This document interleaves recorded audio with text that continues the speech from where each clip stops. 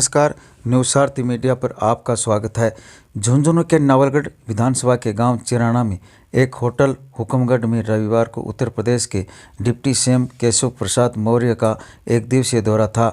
आगामी लोकसभा चुनाव को लेकर उन्होंने झुंझुनू और अलवर के सांसदों और जिला अध्यक्षों के अलावा पार्टी के पदाधिकारियों की सीक्रेट मीटिंग ली गई। डिप्टी सीएम चार्टर प्लेन से दोपहर करीब 12 बजे दादिया हवाई पट्टी पर पहुंचे और फिर सड़क मार्ग से चिराना पहुंचे, जहां पर कार्यकर्ताओं और पदाधिकारियों की मीटिंग में भाग लिया। इस मौके पर क्लस्टर प्रभारी अरुण चतुर्वेदी, जल संसाधन मंत्री सुरेश रावत, सांसद नरेंद्र कुमार खींचड़, अलवर सांसद बाबा बालकनाथ, जिला अध्यक्ष पवन मावंडिया, अलवर जिला अध्यक्ष दक्षिण अशोक गुप्ता, अलवर उत्तर उमेद भाया, जिला प्रमुख हर्षिनी कुलरी, पूर्व सांसद संतोष अहलावत, विधायक विक्रम सिंह जाखड़ सहित बीजेपी के अनेक पदाधिकारी मौजूद थे।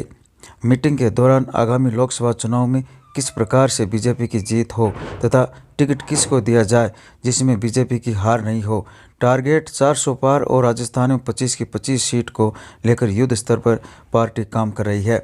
डिप्टी सीएम केशव प्रसाद के जेट प्लस सुरक्षा लागू थी, इसलिए दादिया हवाई पट्टी से चिराना तक जगह जगह पुलिस तैनात की गई। मीटिंग में भी पहले से तय नामों को ही एंट्री दी गई। देश की 543 लोकसभा सीटों को 157 क्लस्टर में बांट करके चुनाव की जो प्रबंध समिति है, जो पार्टी का कोर ग्रुप है, उनके साथ बैठकों का आयोजन कर रही है। आज उसी के क्रम में झुंझुनू और अलवर की एक बैठक है, सीकर लोकसभा की अलग बैठक है, वहाँ कार्यकर्ता सम्मेलन है और कार्यकर्ताओं की तैयारी चुस्त और दुरुस्त है। हम लोग राजस्थान की सभी 25 सीटें बहुत बड़े बड़े अंतर से जीतेंगे। माननीय नरेंद्र मोदी जी के नाम की एक आंधी चल रही है, सुनामी चल रही है, अगर कहूँ तो कोई गलत नहीं होगा। 2024 के लोकसभा चुनाव में यूपी से आता हूँ, यूपी में सबसे अधिक लोकसभा सीटें होती हैं।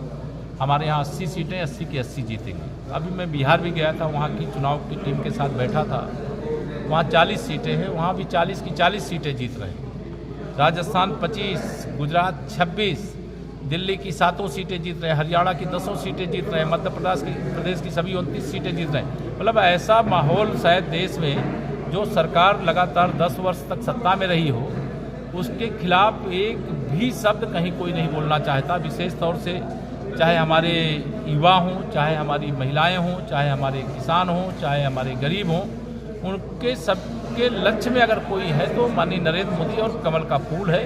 और ये चुनाव जो 2024 का है, ये 5 साल का चुनाव जरूर है, लेकिन देश को 100 साल आगे ले जाने। आज कार्यकर्ताओं को क्या मोटिवेशन मंत्र दिया आपने? कार्यकर्ताओं को जो मंत्र देना है, एक ही मंत्र है कि हमें हर बूथ पर 370, चूँकि अनुच्छेद समाप्त हो गया है, ये एक भारतीय जनता पार्टी का वैचारिक मुद्दा था।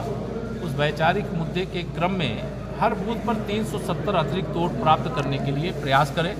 500 साल बाद रामलला का भव्य मंदिर बना है, लोगों के बीच में जाएं और इस भव्य मंदिर निर्माण 500 साल बाद 500 वोट भी प्रति बूथ पर बढ़ाने का, चाहे 370 बढ़ावें, चाहे 500 बढ़ावें, एक ये लक्ष्य, एक टारगेट आज दिया है और सब उत्साह से भरे हुए कि हम अपना बूथ जीतेंगे, अपने विधानसभा क्षेत्र को जीतेंगे, अपने लोकसभा को जीतेंगे।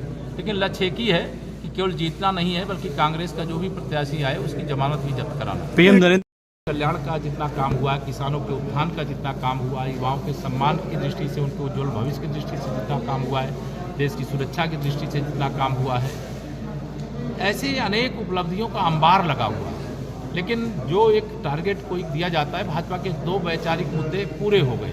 एक, अनुच्छेद 370 हट गया, रामलला के भव्य मंदिर के निर्माण के बाद प्राण प्रतिष्ठा समारोह हो गया।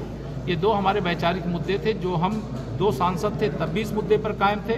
आज 303 भाजपा के सांसद हैं, तब भी इस मुद्दे पर कायम रहते हुए इस मुद्दे का समाधान कर दिया। और 2024 में भाजपा 370 सांसदों से अधिक जीते और एनडीए हमारा जो गठबंधन है वो 400 से अधिक सीटें जीते। आपको न्यूज़ कैसी लगी कमेंट बॉक्स में लिखकर ज़रूर बताएं। साथ ही चैनल को सब्सक्राइब और लाइक करना ना भूलें।